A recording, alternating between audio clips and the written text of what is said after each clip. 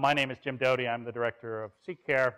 One of the fun things I get to do, and I think that people really enjoy, is the series we're doing tonight called Conversations on Compassion. And really the point of it is, if you know our website and our work, there's one component that's really focused on science, rigorous science, understanding the neuroscience of compassion and altruism. And we sponsor scientific conferences and events.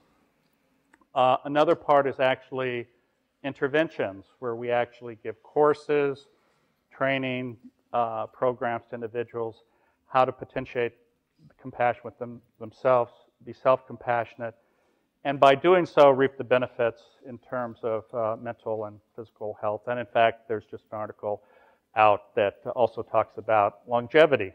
So you can shrink your telomeres by being nice, which is a wonderful side effect of being kind to other people. The Most Reverend Robert V. Taylor, who I'll use that term, he has a very interesting life story and life trajectory. One aspect of that was significant health issues as a child, and we'll talk about that I'm certain have had an impact on who he is today, but also an amazing relationship with Archbishop Desmond Tutu. The development of his own worldview regarding the apartheid movement, and ultimately his anti-apartheid activities, which led to him leaving South Africa. Him also, I'm sure, with the influence of the Archbishop becoming a Episcopalian priest, ultimately the first openly gay dean of an Episcopalian church. He was the dean at St. Mark's Cathedral in Seattle, and more recently as an author. So very interesting things, and like each of you in the audience,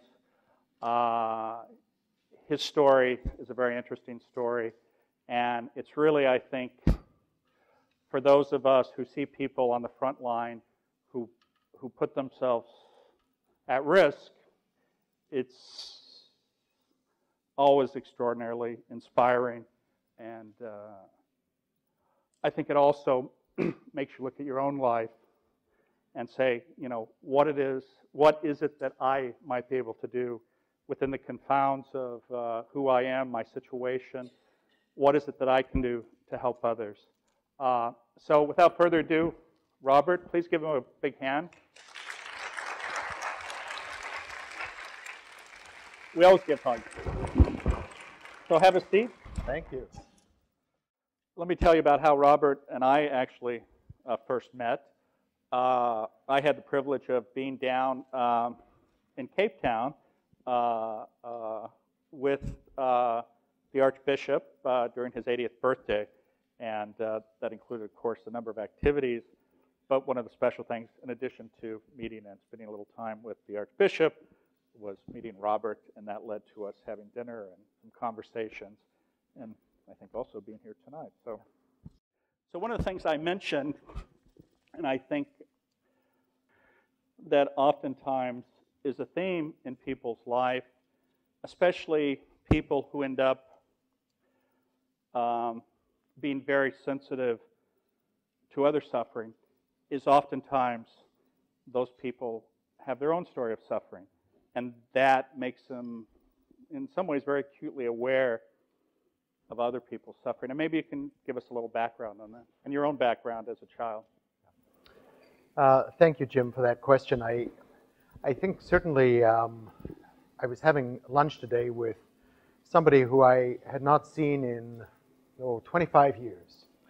And I was a newbie priest in a parish that I went to that I was sure I was going to help close, or else we would rebirth it, which is in fact what happened. And we were talking about transformation, and this person was talking about the way in which people who she's worked with talk about, I've had breast cancer, and lower the voice. And then she started to talk about her own experiences of several miscarriages. And as I was driving back to the hotel, I thought of a journal that I have from my grandmother, written in 1920 as a mother whose first child had died of the great influenza and the epidemic that hit in that year. She lived in Cairo with my grandfather, and her journal was, I suppose, her therapist in some way. And it is this heartfelt, profound piece of work about her sense of loss and pain and suffering for her firstborn. Now, my grandmother went on to have 5 other children, and my grandmother was one of the most significant figures in my life. She was born and raised in Nazareth in the Holy Land. And as a child, she would tell me these remarkable stories, supposedly biblical stories, set in the Holy Land. And it was only years later that I realized that, in fact, the stories she was telling me as biblical stories bore very little resemblance to anything that was in that book. But it was her imagination at work, and the kernel of wisdom and truth that she revealed in these fantastic stories that I just was always waiting for breathlessly came, I think, out of her own search, her own experience of suffering, and her own search to find solace, to find comfort, to find meaning, and also, I believe, allowing herself to be intuitively connected with her imagination. So in the book, I actually suggest that, that as we all know, in many spiritual traditions, there are creation stories, and however you might view those stories, many of them speak of humankind being made in the image of a creator, or some of us might use the language of the universe. And I suggest that we begin to reframe that question when we think about ourselves being made not in the image of, but in the imagination of an ever-creating, ever-expanding universe. Now, what's the link between all of that and the great question that you asked? I wasn't going to say anything. I would just usually let I people. could see the look of horror on your face. So I think that in some of the experiences that I've just described, there are probably connecting points for many of us in this room tonight. In my own case, I had 2 major spinal surgeries in my early teen years, both of which were unsuccessful. And at the time, the surgery was very different than it is today, flat on my back for 6 weeks at a time, in a metal body cast for 6 months afterwards. Couldn't take it off even to shower. The thought of that just horrifies me. But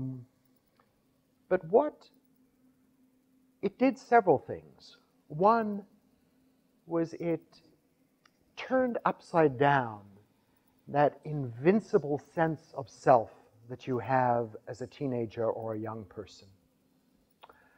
It also, I think, presented me with a very stark realization of the tenuousness of life and the fragility of life.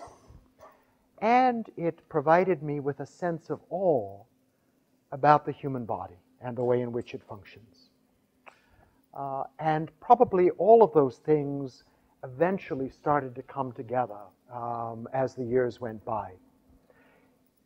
It also meant that I was not able, after each surgery, I was not able to play contact sports. So in South Africa, if you were white, the choice of sport was rugby, which makes football look fairly gentlemanly. So that was out. I was not allowed to carry my books from class to class. I had to rely on my classmates to do that. And at first, that was humiliating. And I remember one night actually just feeling down. I was probably dealing with some minor depression about all of those realities. And I was in my bedroom in our house, and I started to cry. And our black Labrador, who was in the room with me, gently got up onto the bed and started licking me all over. And I'm a great fan and lover of Labradors. I currently have a chocolate Labrador whose name is Lucy, who is one of the loves of my life. But I tell you that story because I think all of those pieces together began to reshape my sense of what it means to be human, and in the process, develop compassion toward my own self and my body, and out of that, a sense of empathy and compassion for others who suffer in different, perhaps, or have different experiences of suffering. I think the last thing I'll say about that is I was invited after an experience of physical healing to speak about it in a church, and there really was nothing much to say except that the symptoms that had lingered after the second surgery disappeared.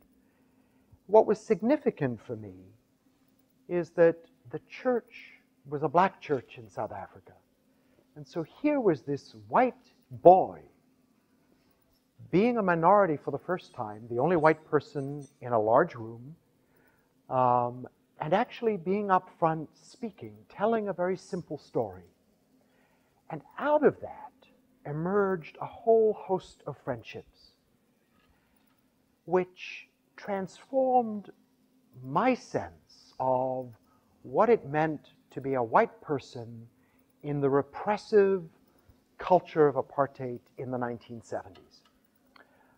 And with it came this incredible sense of optimism, of hope, and of commitment to peaceful, loving change on the part of my newfound friends.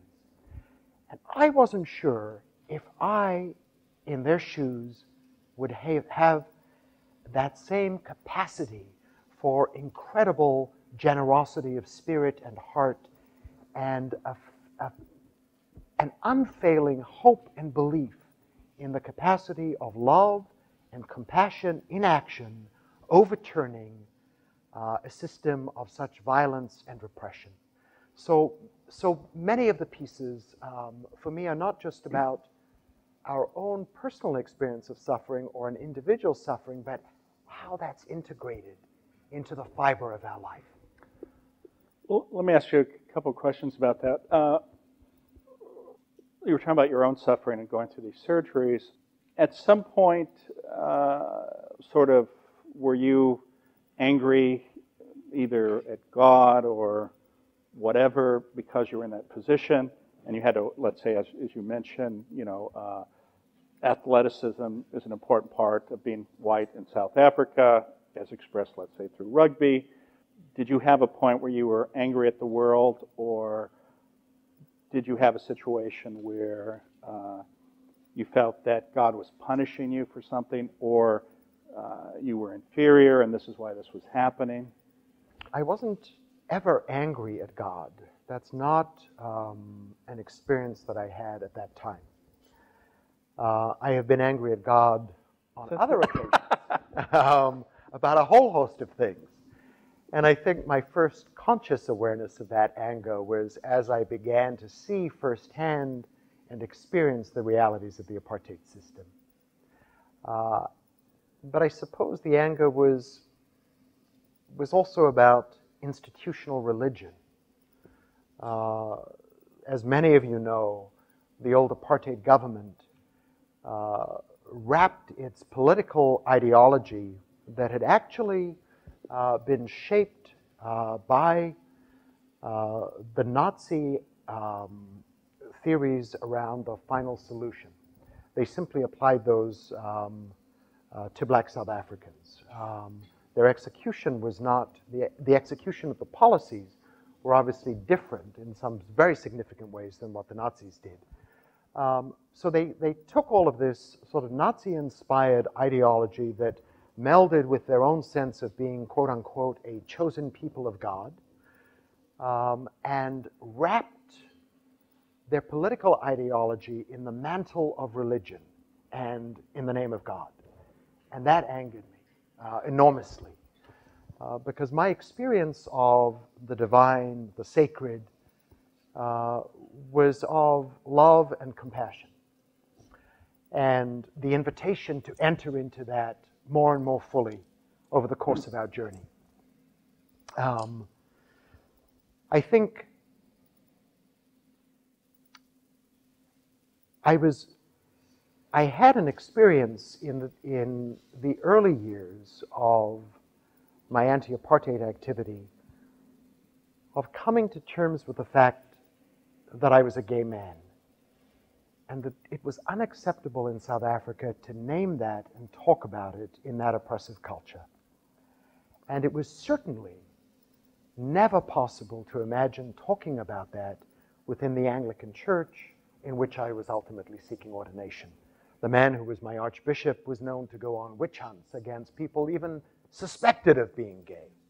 And so there were occasions when I would literally be at an altar rail after a midweek service, imploring God to take this sting away from me.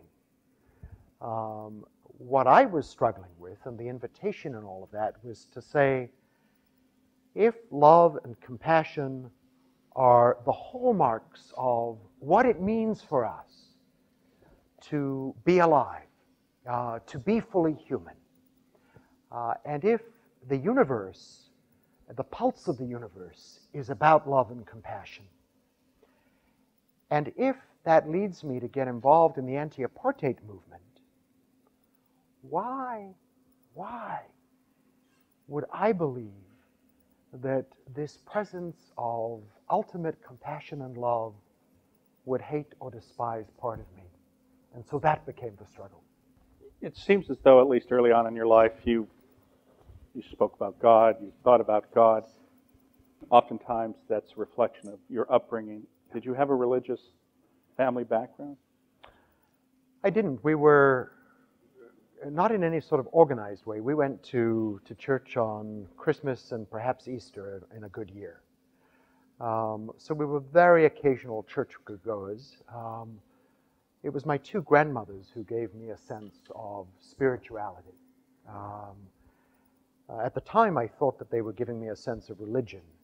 As I reflect back on it years later, I think that it was a spiritual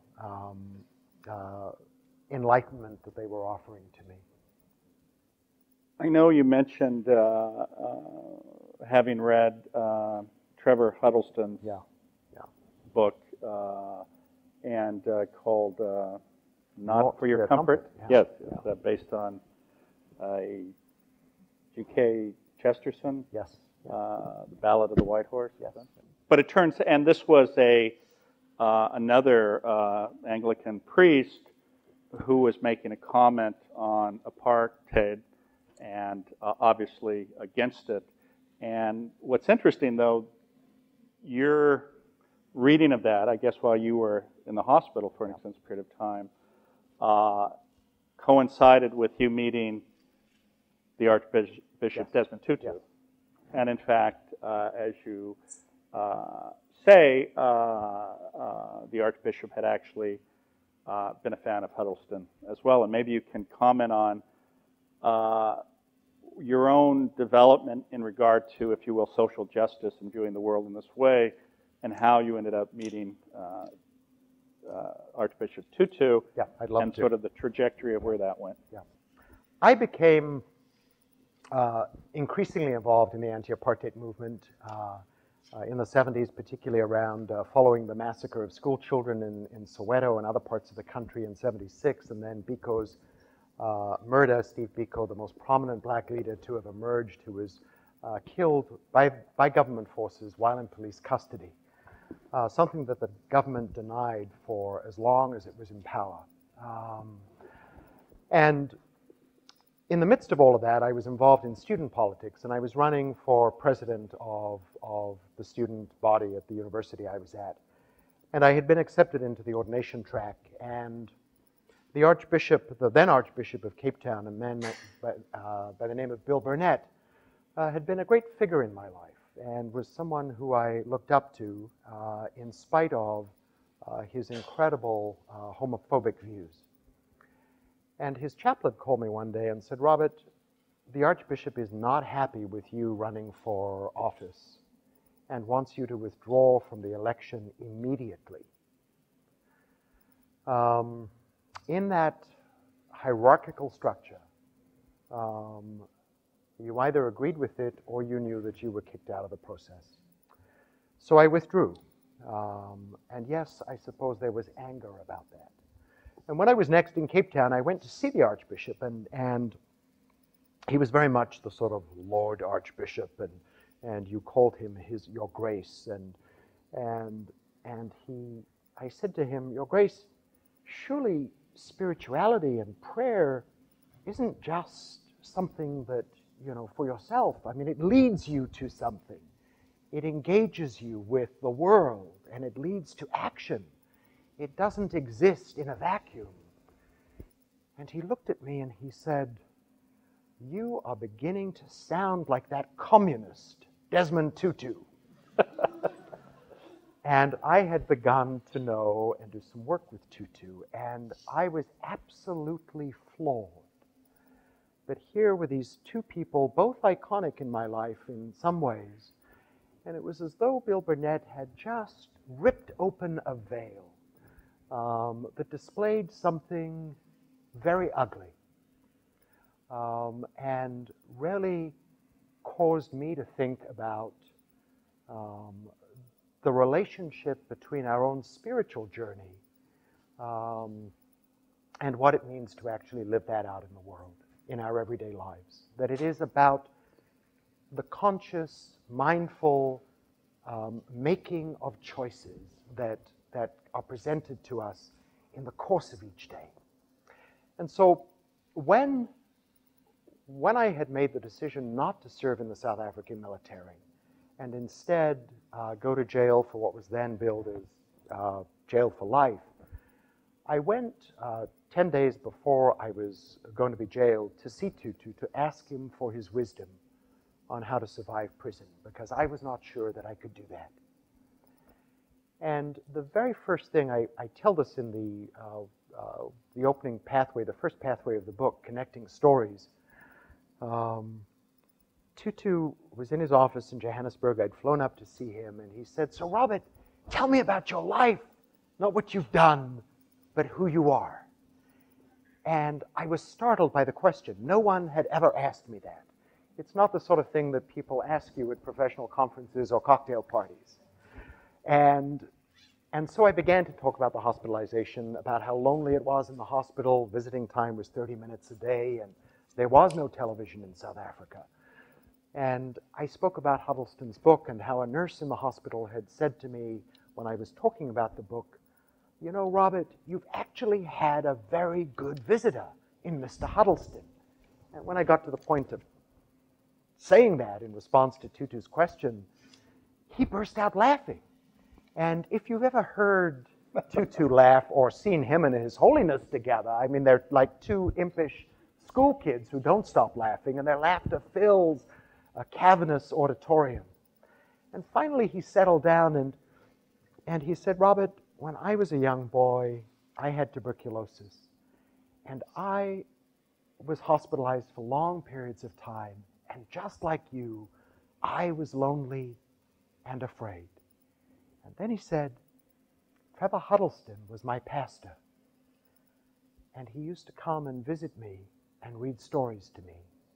He inspired me to think about what I'm doing." And so there was this, I mean, I could never have imagined this connecting point. I mean, anyone looking in from the outside would have thought, what does this 49-year-old internationally known human rights activist have in common with this 22-year-old privileged white kid? And there it was, revealed through a simple question and the power of a connecting story. I'm often, in some of the media work that I've been doing, Jim, asked, particularly on TV, where you often, as you know, have 3 to 6 minutes if you're lucky. So the interviewer will say something like, oh, we've got Robert's book, and they show a nice shot of it, and they say 7 spiritual pathways, and they're speaking really fast, and they say, so tell us, which is the most important of the 7 pathways? And at first I was like, oh, no, all of them are interrelated, interwoven. But I've learned to simply say the first pathway of the book about the power of connecting stories is the grounding pathway. And then I go on to say a few words about the others, and the interviewer is happy, I'm happy. But I say all of that because I do believe that it is in knowing the fullness of our own story that something very significant happens in terms of developing tenderness, compassion, empathy, and love toward our own self. Because I think the reality for most of us is that there are these many elements that make us who we are. And there are parts of our story that are filled with wonder, and then there's shame, there's regret, there's joy, and a whole host of other things. And we're very proficient, or most of us are, about talking about those elements of wonder and joy or gladness. We're less proficient, and often it's not safe to do this, to talk about the elements of shame or regret. But when we can actually hold all of those pieces together and see them as part of one, as each being an integral thread in the fabric of our story, we become kinder, more tender, more compassionate and empathetic toward ourselves. And what I believe is important about that is when I'm able to do that, I become more compassionate and empathetic towards others. And in the process, when I know the fullness of my own story, I actually become eager to know the fullness of your story. And that's when moments like that encounter between Tutu and I, so completely unexpected, remind us that we are made for oneness, that we are made for togetherness, and that, in fact, we cannot live our lives without being connected. You know, it's interesting that Robert makes those comments. Many of us, and I won't deny myself,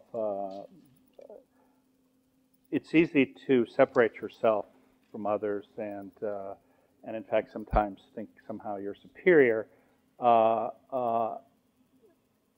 And it's funny, this comes back up because we're talking outside.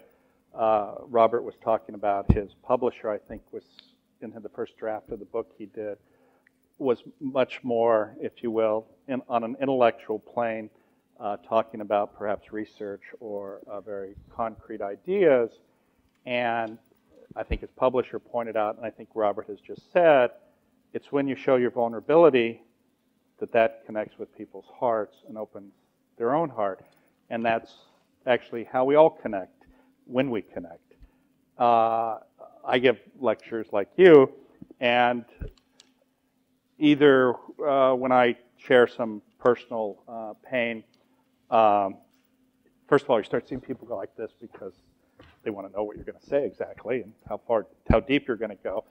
But invariably, it somehow resonates with them, and then it connects them with their own pain that they've suffered or their own part of their own journey, and then makes it real, if you will.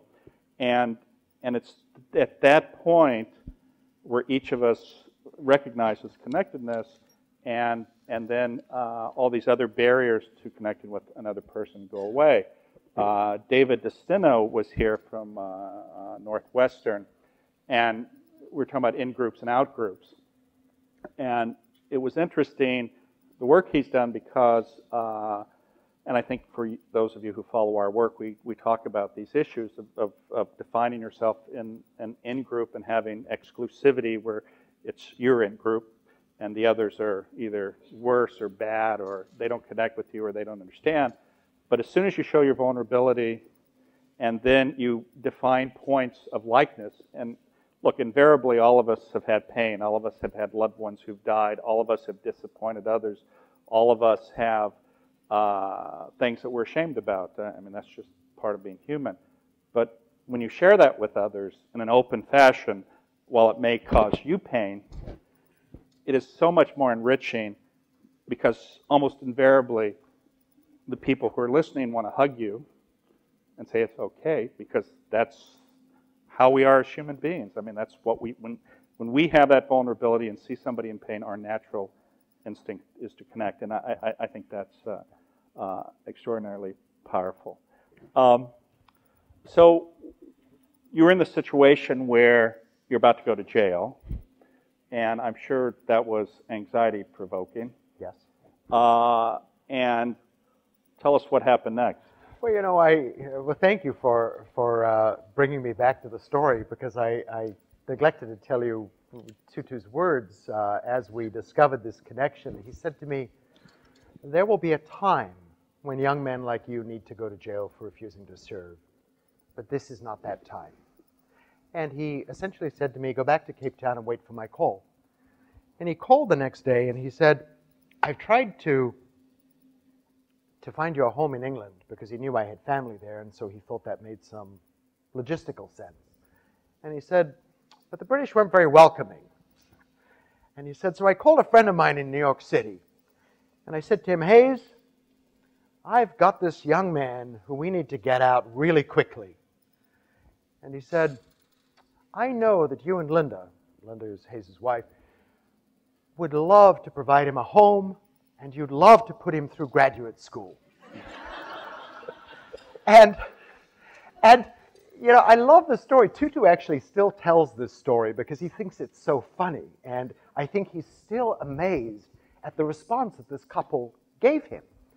And they simply said, "Tell us what flight he'll be on, and we'll meet him at JFK." And literally 9 days later, I was on a plane. Now, I love the story for so many reasons. I did not go to jail, for which I am eternally thankful for. But it revealed to me several things. One was the astounding generosity of spirit and heart of Tutu, which in our 30-plus years of friendship I have discovered is one of the hallmarks of who he is as a person. Generous, along with loyal to his friends. But the generosity of, you know, this wonderful couple living in New York City, half a world away. But they were connected because of what I describe in the book as connecting stories. They were related to the struggle of folks in the anti-apartheid movement, and they were in a position to help a variety of anti-apartheid activists that they did without thinking over the course of several decades, and the institutions that they led. And so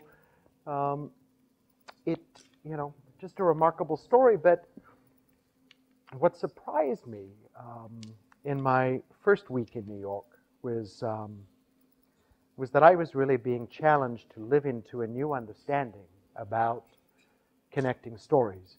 A group of college kids my age, I mean, I was 22, took me to some hamburger place in Manhattan. And we ordered hamburgers, and my eyes were like bursting out of my head. I'd never seen such a humongous burger, and I couldn't imagine how anyone could eat such a thing. And so I did really what I would do at home, which is I picked up a knife and fork, and I tried to cut it. And my new friends collapsed into peals of laughter. They had never seen anything so funny. And so right on cue, they together picked up their hamburgers and started biting into them, and they said, "This is how you do it." And so I followed suit, wanting to fit in as the new immigrant. And there was ketchup all over my face, and I think on my sweater, and I must have been a mess. And all I could think about was, if only my mother could see me now. She would have called me gauche. But what happened over that meal was that they kept pushing me for stories about South Africa. And I had grown up in a culture where you did not talk about yourself. People typically said, that's what Americans do. So here I was in New York City being pressed to do exactly that. But what I very quickly realized was that their pressing for the stories was out of genuine curiosity, a yearning to know, a yearning to understand, and for many of them, a yearning to actually try to do something on their own college campuses. And so in the way in which Tutu said to me, because I believe that he has a magnificent sense of timing. This is not the time, I'm sending you off. You're not going to jail. About 15 years later, I said to him one day, so when are you going to speak out about LGBT issues and equality? And the apartheid government had not fallen yet. The transition had not happened in South Africa.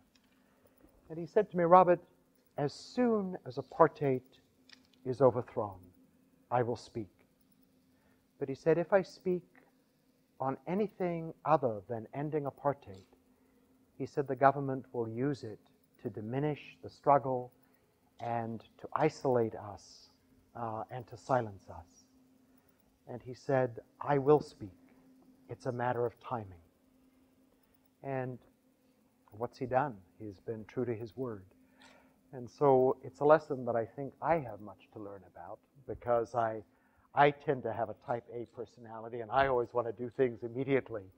But I think there is a spiritual wisdom that I think both he and His Holiness actually share around timing, which has to do with the cultivation of patience.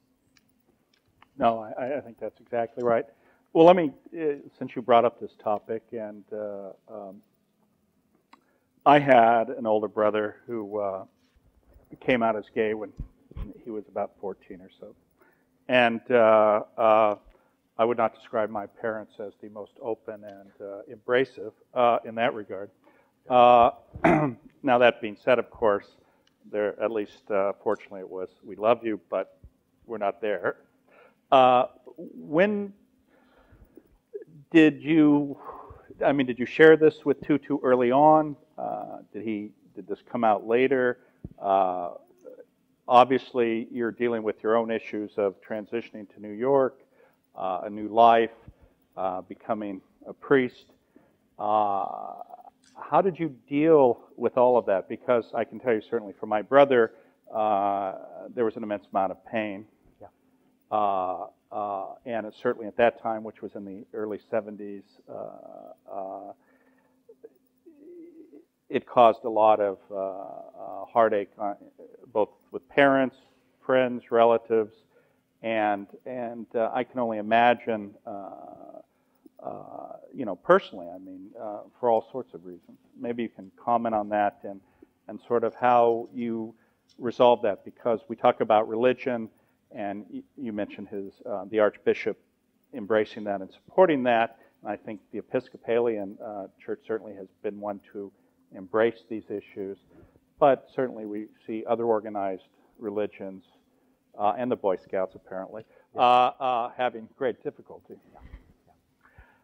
Yes, a great amount of personal angst on that journey. A journey of sort of living half in the closet and half out, and at other times 2/3 out and 1/3 in, or the reverse, depending upon how safe it felt.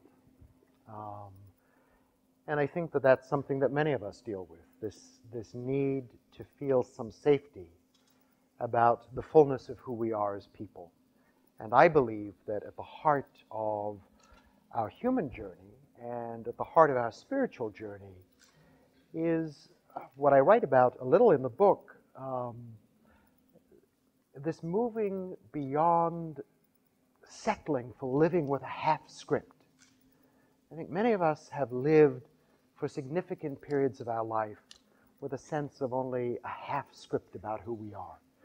And there may be any number of factors in our story that make that so. And we may not feel good enough or worthy enough, or we may feel overwhelmed by some sense of shame or regret, or just something about who we are. I certainly hear it a lot in some of the professional conferences that I speak to from particularly women who are perhaps over the age of 50, talking about how they have felt that part of their journey has been living with a half script as they have tried to rise through the ranks in the corporate or the academic or the religious worlds or whatever. So I think many of us have that experience. So it was in the late 80s that Tutu and I first had some of that conversation. And then I sort of fast forwarded that to the year 2006 when I was on the slate of candidates. So I made a choice in 1997 as a result of really the sort of possibility of being threatened to be outed, that I would never again allow myself to be the prisoner of someone else's sense of who I should be. I think I had done enough work to know that there was magnificence in the fullness of my story and who I am, as I believe there is in each of us. And so I came out and was actually, it's sort of interesting to be in this area because in '97, I was a candidate to lead a congregation somewhere here in Silicon Valley. And I was presented by the search committee as their sole candidate to be their new pastor. And when they presented my name to the governing body, all hell broke loose because they had not revealed that I was a gay man with a partner. And the head of the search committee resigned. They clearly were going to go back and start their whole process over again. And they wanted me to help them work through all of those issues. I said, I don't think so, folks. I love you, you're good people, but you got to do the work. And then, so there's an interesting California sort of theme here. And so fast forwarding to the next 2 years later, '99, I was elected unanimously to be Dean of the Episcopal Cathedral in Seattle. And there was a fair amount of media controversy around that and people condemning the election or people in some quarters condemning it. And then in 2006, I was on a list of candidates to become Bishop of California, which is the Episcopal Diocese in the Bay Area, basically. And the angst about electing another openly gay bishop was absolutely unbelievable. And some of the greatest angst was from the LGBT community. And I think part of that is many of us internalize homophobia and a whole host of other things. And I was obviously not elected, which I was very grateful for, because I'm enjoying this season in my life when I do not work for the institution and get to deal with and work with audiences that are much broader. And so the week after that election, Tutu was actually slated to be in Seattle. And we had a series of events planned for him. And I picked him up at the airport, and he was in the passenger seat in the car as I was driving to wherever we were going to have lunch. And he'd followed the election closely. He'd actually been one of my references. And Tutu's own life had been filled with, being the first black dean, the first black bishop, and so he knew what went with firsts. And he sort of turned in the seat, and he turned this way because obviously he was on the right-hand side. We weren't in a British car, but it's easier for me to turn at you. And he said to me, "So Robert, how are you after California?" And then he put his hand on my knee, and he just had it sit there for what seemed like a very long period of time. And it was this wonderful moment of tenderness, of intimacy, and of great love. He was really asking another version of that question that he'd first asked me. Tell me who you are. He was saying, now, how are you really? You know, it's interesting you were talking about, what was the term you used, Half-scripted. Half-scripted. You know, this is, I think, a recurring theme in some of our conversations, where to live the fullness of your life is when you live a fully scripted life, right? And this gets back to this issue of vulnerability, Yes. and not carrying this mask of who you would like everyone to think you are, but the reality of opening your heart and saying, this is who I really am, with these warts and scars and wounds and fears and anxieties.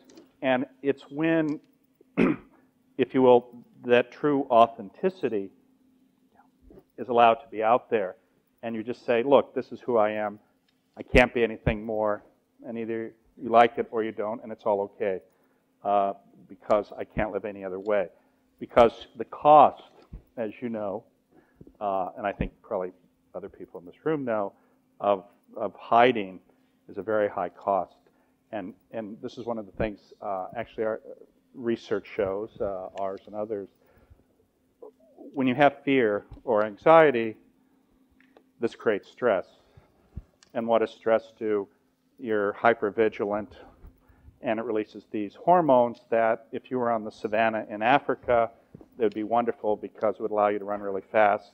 Yeah. And then either you survived and you immediately go down to baseline, and if you don't, well, it probably didn't really matter anyway, and you're not having this conversation.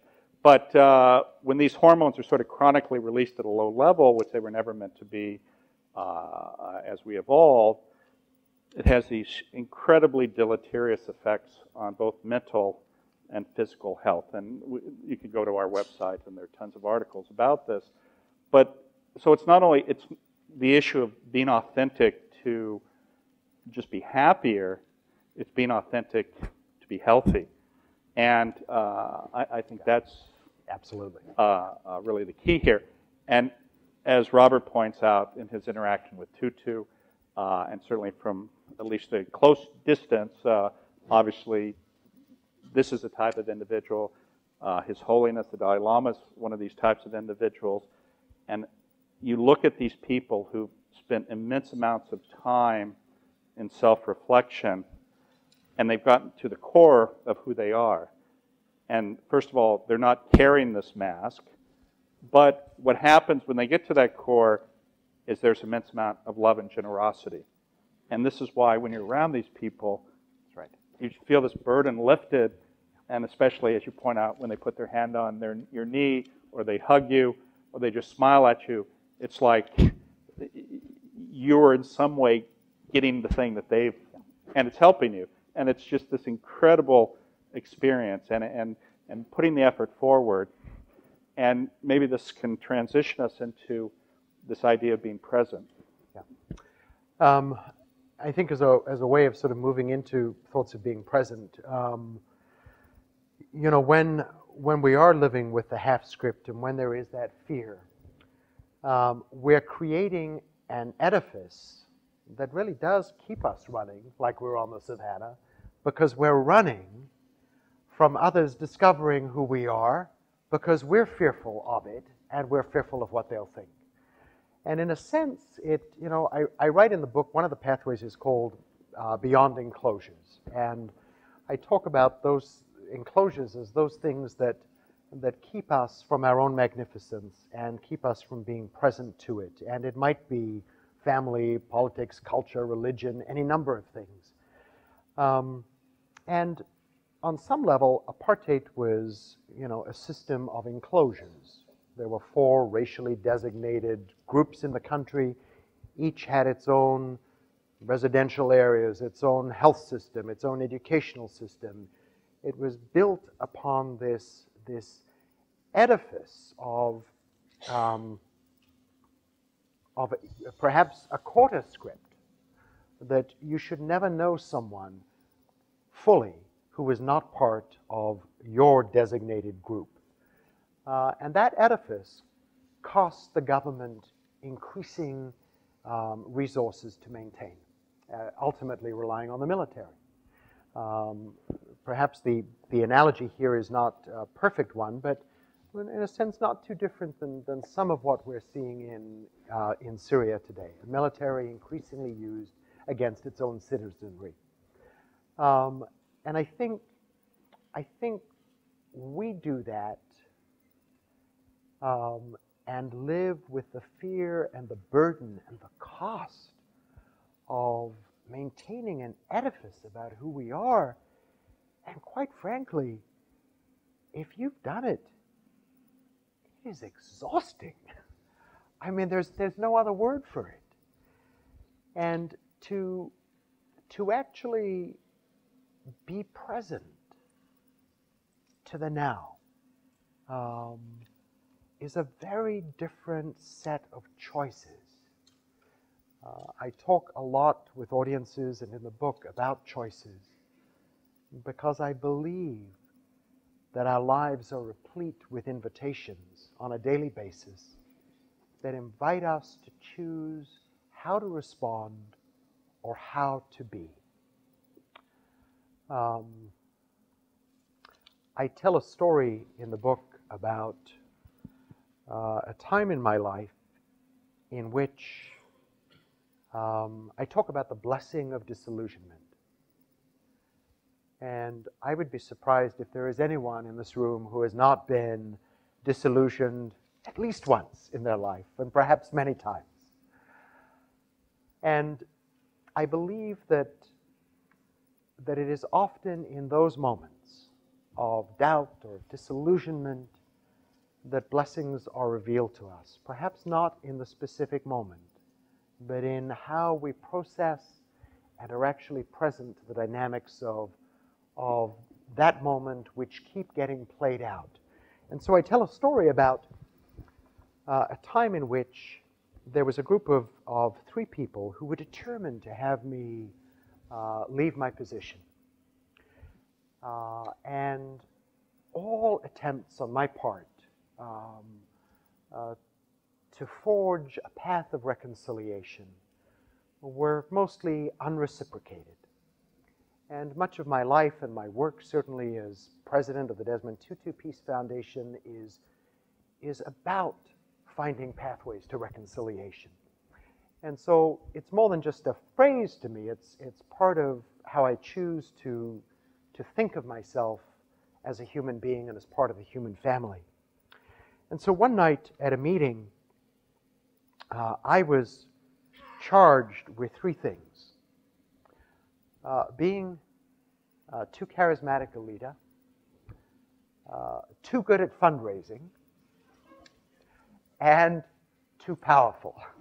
What a jerk. So, yeah, horrible guy. Yeah. I mean, gosh, I would have fired him years before that. So, and it's good that you can laugh at that, because I certainly laugh at it. But I think in such circumstances, the temptation is to simply look at the tearing open of the veil of inconsistency on the part of the people who have said such things, and to focus on sorrow, anger, or perhaps even the lust or the desire for revenge of some kind. All of those are perfectly normal human responses. What I discovered as I sat at home on the edge of the bathtub that evening with my spouse next to me, sobbing, was that there was something being revealed in the tears that were cleansing my body. And it was to take a while for me to work through and really be present fully to what that something was. But I knew that I had to let go of this desire of mine and this belief that reconciliation under any circumstance is possible, because it is not always possible. So that was a learning for me. And then I was invited into this practice of the Great Silence, and there are many versions of it that exist in a variety of spiritual traditions and teachings. But the Great Silence is essentially this process of letting go of the constant conversation with yourself about what happened, in which you let go of incessantly reliving old stories. Because I'm seeing so many of you nod your heads, we've all been there. And when we give power to that and essentially choose to give that power, we become a bystander to our own lives. We declare ourselves to be exiled from our story because we're living in the power of someone else's words or desire for our life. And that is not a way to be alive. And so the practice of the Great Silence is to begin to let go of that and to start to pay attention to that which is around us. And for me, it was revealed in the months that followed all of that in walking on shorelines, which in many spiritual traditions are seen as a sort of a sacred place, the meeting place between water and humanity, a place of birth, if you will, a place of cleansing, a place of quenching thirst. It was seen walking through some orchards or sitting in an urban park and watching people play with their kids, or lovers holding hands or kissing. Simply being present to the now that was all around me. And in that practice, it is almost as though the universe is saying to us, please, please, please listen. Look and listen. And the other part of it was to be present to the wisdom and the love of wise friends and mentors or guides who appear along our journey as if by synchronicity, but I believe as a gift from the universe, who fill us with not just new expressions or new insights into compassion and tenderness toward our own self in those times, but also help us by walking with us along the journey of being present, because we never do it just alone. In the book, and I think as you've commented today, you use the term spirituality. Obviously, you do not become an Episcopalian priest because you're not religious. Obviously, the scripture, at least for a period,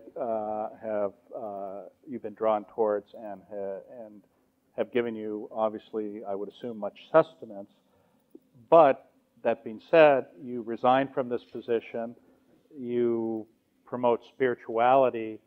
What changed? Why? And but you know, I want to deal with the light subjects. But well, nothing like a small question there, Jim. Thank you. You know, some of my actually, most of my friends are liberal and progressive, so some of them have been aghast at the invitation that I had in December to start doing some writing for FoxNews.com. I was going to bring that up next. And they have said things like, have you gone to the dark side, or are you in the belly of the beast now? And I actually wrote a piece around the holidays on how to get along with your spiritual but not religious family members or friends. And I think we often hear that term in our culture about those who are spiritual but not religious. Many in this room probably know the data that's emerged from years and years of tracking all of this in the U.S. done by the Pew Research Organization on those who say that they're, none. They have no religious affiliation, but an overwhelming majority say they believe in a higher power, and a significant majority say I'm spiritual but not religious. And so I think the question for religions is, are you spiritual as well as religious? Because I think the two are experienced very differently. And what I hear from people, and certainly the Pew data bears this out, is that those who talk about spirituality, and many of them attend religious institutions, they just tend not to get very involved because they believe that there's too much emphasis on money, on politics. I'm talking about religious institutional politics, although I do hear that there are only two sorts of institutions who compete with each other in terms of the most political infighting. And I hear that in addition to religious institutions, it is academia. But I'm sure it's not true at Stanford at all. No. So politics, power, money, and the demand for orthodoxy, however that's described, that you will believe X. So a kind of rigidity. My own journey of working in an interspiritual, interfaith way over a 30-year period led me to begin in my own practices and my own life and my own thinking to draw on the wisdom from my friends from other traditions. Many years ago in Seattle, somebody introduced me as the Buddhist Episcopalian. And the person, I don't think, meant anything good by that. It was intended to be a little disparaging. I, of course, saw it as a badge of honor and was delighted. I've found over the last several years, since I no longer work for the institution, I'm still ordained within the Episcopal tradition, but I found myself being a little startled when somebody about 3 years ago introduced me at an event as the Buddhist Jewish Episcopalian.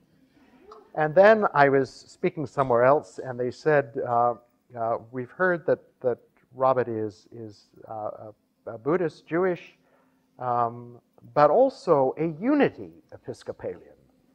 And so I say all of that because it makes me chuckle. It reminds me that we love to sort of put neat labels around people. And most of us don't fit into neat categories. I mean, that's both the messiness and the wonder and delight of who we are.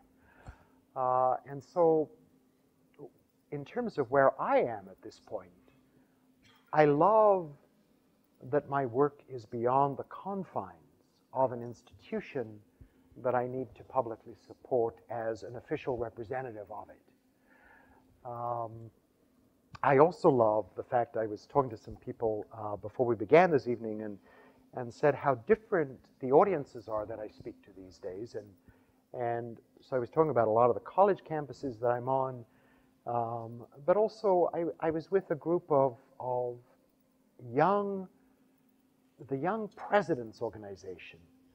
They're all CEOs and presidents of companies under the age of 45, which I'm 54. That made me feel really old. I mean, thank you to them. But they wanted to talk as part of a year-long process that they were involved in about how to be more authentic in their corporate leadership and in their lives with their families and their personal life. Now, those are probably not conversations that I would have had in the same way if I was still dean of St. Mark's Cathedral. And so I love the way in which these unexpected and yet very significant conversations keep happening, because what they reveal to me is that no matter what our position, and no matter the persona that people ascribe to us or that we ascribe to others, that there is this universal hunger for the very things that we were talking about earlier, authenticity being one of them. And I think the final thing that I'd say about it is what's striking to me is that baby boomers, I think, are defined by their quest for happiness. And what I think is very striking about Generation X and Y is that while they're not opposed to happiness by any measure, they are much more interested in seeking alongside happiness its intersection with authenticity and with how happiness connects with the realities of pain, of suffering, of trauma, of difficulty. And I think that that is a much more integrated, healthy approach that we all have a lot to learn from. No, absolutely. I think we've probably run out of time, and I want to thank Robert. Before we close, though, a couple things. One is Robert's book is out front there. The bookstore at Stanford is carrying it. There's also a sign-up sheet Robert has. Is it a blog or a newsletter? I get it. I don't know what to call it.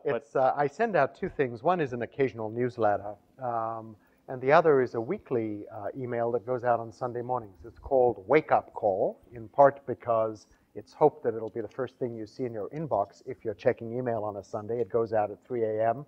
Pacific time. And it's a weekly spiritual, inspirational message or reflection for the week ahead. So there are sign-up sheets on the tables outside, and I invite you to provide your email address and name. I never share those lists with anyone. They are certainly never sold to anyone. And if, after you've seen a few of them, something says to you, oh my gosh, why did I put my name on that? There is that wonderful thing called the unsubscribe button. So, the other thing I'd like to mention, Emma Sapala, our associate director, actually wrote a wonderful piece on Psychology Today, their online magazine, I suppose it's called, about vulnerability. It's really a wonderful piece, and I would suggest, if you're interested in that, to check that out. The other thing is Robert is going to, his next book is going to be focused on awe, which is really an interesting topic and interconnects with all of this. The other thing is we have a conference called Business and Compassion coming up April 30th. Stress in business costs an immense amount. It gets back to, if you will, fear, anxiety, and how to deal with those issues. And really, it's about leaders being authentic and you being authentic. And I think I've covered all I'd like to talk, or at least announce. So if there are any questions from the audience, we have mics on either side. Feel free to ask Robert any deep, penetrating, very hard to answer question. But don't ask me any of those.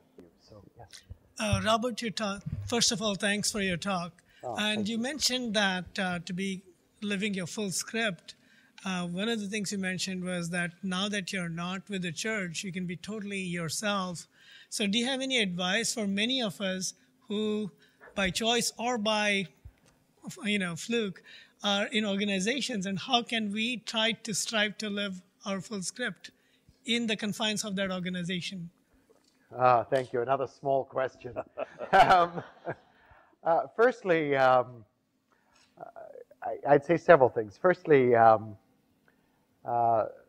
trust your script rather than the needs of an institution, because it has its own needs. And that's just reality. And those needs are both about control, typically. They're about orthodoxy, they're about institutional maintenance, about buildings and staffing structures, and all of those things. And being part of often an organization in which you're thinking about the implications of what you do on a whole array of other pieces of the puzzle, all of which are valid, but don't necessarily concern you. The second thing I'd say is I was at the University of South Florida in Tampa back in November, and at the very end of the evening, a young woman, there are apparently a lot of students who go to USF from the Panhandle and the southern states that border the Panhandle, and who come from very conservative and often evangelical fundamentalist homes. And I was not aware of that. And this young woman stood up and said, she said, I'm struggling with my sexual identity because my church tells me that I'm a bad person. And she said, so do I choose myself or my religion? And I wanted in that moment to bound through the auditorium. She was in the very back row, and I wanted to just sit and talk with her or give her a hug. Now, that would probably not have been appropriate, but that was my instinctive feeling about the pain that existed within that question, because the question sets up, I believe, a faulty scenario, a faulty set of choices. And I said to her, spirituality, the root word for spirituality is the breath of life. It is about life and the breath of life flowing through you, unstopped and unstoppable. And if a religion is preventing that or blocking that, pay attention to the spiritual part, because your life is of immeasurable worth. And choose your life first, and then find a spiritual community in which you will be nurtured and of course, challenged to grow. So, I think that's probably all the time we have. Robert will be happy to sign books and chat for a little bit, and then I'm going to steal him away. And again, thank you all for coming. It's wonderful, and I appreciate it. Thank you. Thank you. Thank you.